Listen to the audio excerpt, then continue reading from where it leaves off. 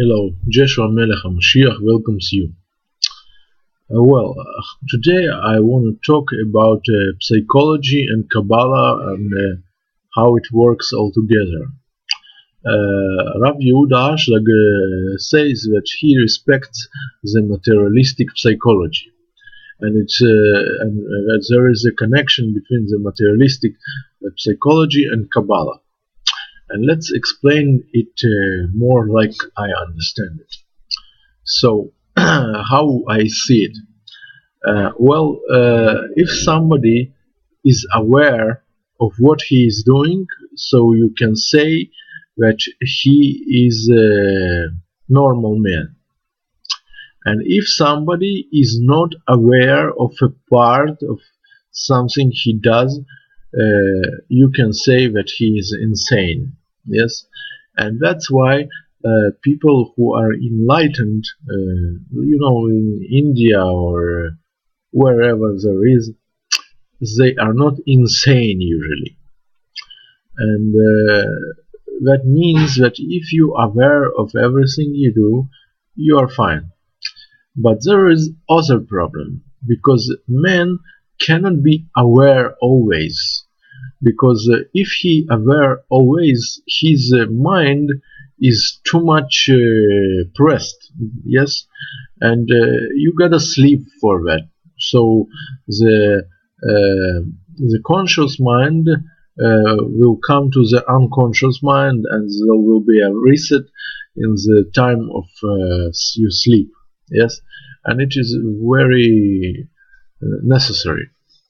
And one more thing I want to say is when someone is not aware about something, so he can develop some kind of fear, or how do we say it, panic attack. What is the difference between fear and panic attack?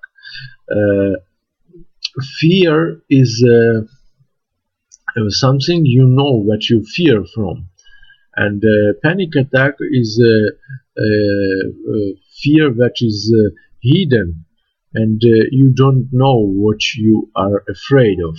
Yes, and and if somebody show you what you are afraid of by the book or something like that, or explains you all the system you are afraid of, then it comes to the conscious mind.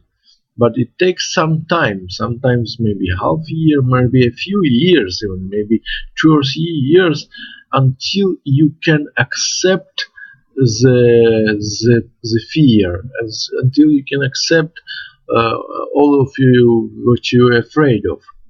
And when eventually you accept all that you're afraid of, the fear goes off, and the panic attacks stop.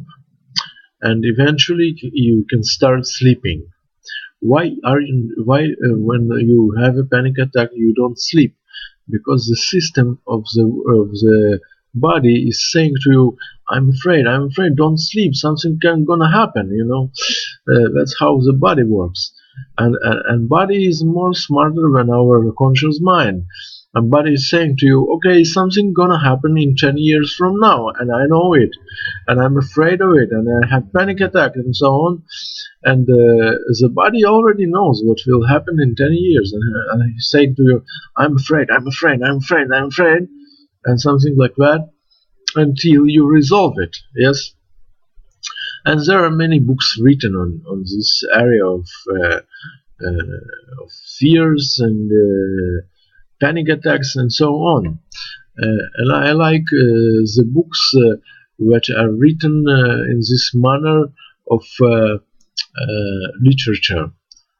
One book is from Emil Ajar, called Fears of Melech Solomon,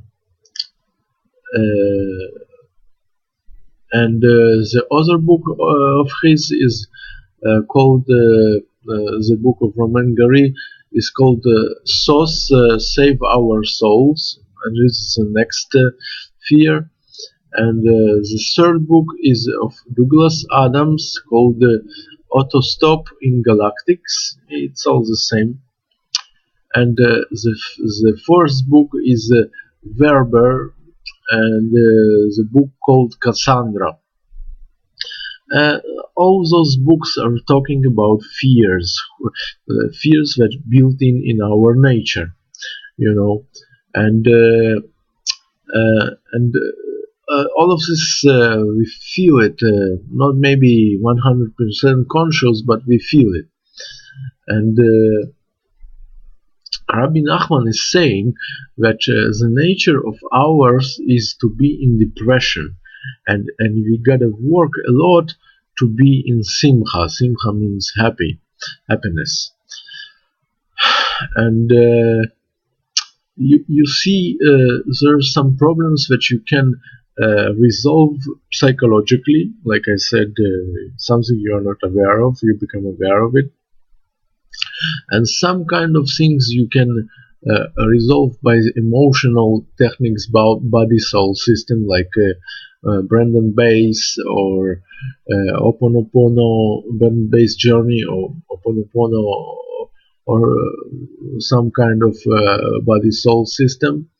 And emotions means that you leave something, L-I-V-E, yes, and when you leave it, you give an energy to it, yes, you are being, and you give it an energy to it, and then the fear stops because you give it an energy.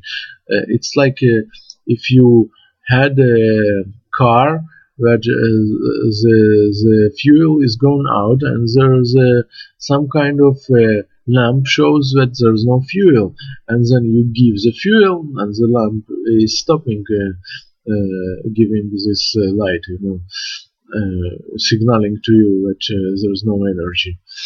And this means to give energy back, yes. And in Torah there's said that if you do some bad things to God, or you sin, then you make a nezikin. In Talmud there's said you make a nezikin, and nezikin is something bad, and then you gotta pay with energy, and that's what Yeshua says 2,000 years ago, that if somebody was born that he cannot see, so Yeshua made him see. That doesn't mean he wasn't seeing physically, he wasn't seeing spiritually, and Yeshua gave him the ability to see, means he improved his kli, his kli of his soul. Joshua had made how do you say it, korban, žrtva. It's he paid for that improvement, and the korban is very hard. It's a lot of energies. It's a lot of effort, and it's not so simple. 2,000 years, Joshua was 100% realized. Today, it's not 100%. I know a lot of secrets, but I'm not 100% realized. And also, I want to say that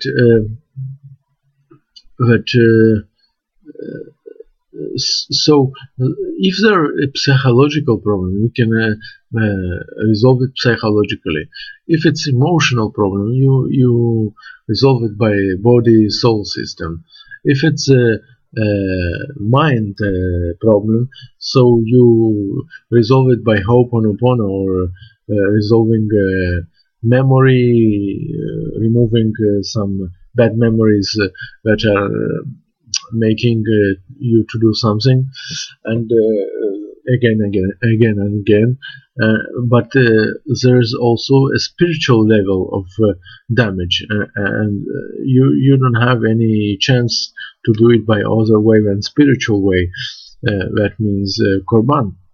And Rav Leichman says about that 2 sentences somewhere. So you gotta understand that problems can be on different levels. On psychological level, when you're not aware of something.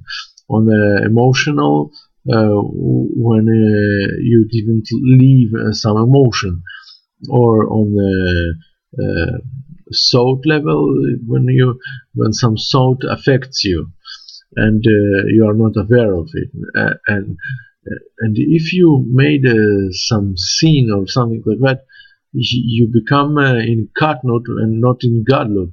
And why a person is coming to be in katnut?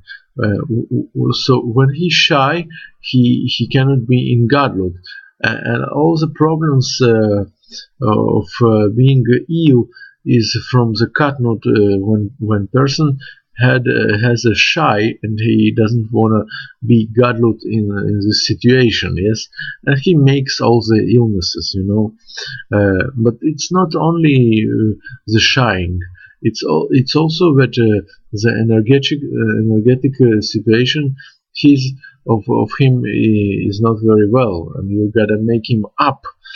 Up is it's only korban. Okay, thank you very much. So I explained to you what is the difference between materialistic psychology and spirituality and emotional body soul systems and so on. And also one more thing I want to explain is that how to explain it.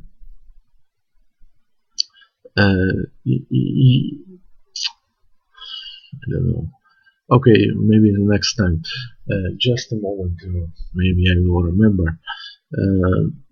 So different levels are you decide them on different by different kelim. If it's spiritual, it's spiritual. If it's psychological, it's psychological. If it's emotional, it's emotional. If it's thought, it's thought. So every level has its solution. Okay, thank you very much. And okay, one more thing is when a problem, when we have a problem, so it comes from one level, but you can decide it on the next level, or maybe two next levels. Yes, and that's what said Einstein. So that you can't resolve a problem on the same level, it become to be a problem. He says if there is a problem, there is no problem. Okay, thank you very much. Jeshua Melech HaMashiach, and I listened to it from Chaim Shlomo, and Torah said that you gotta say from whom you did listen to some sentence to make him alive. Thank you very much. Bye bye.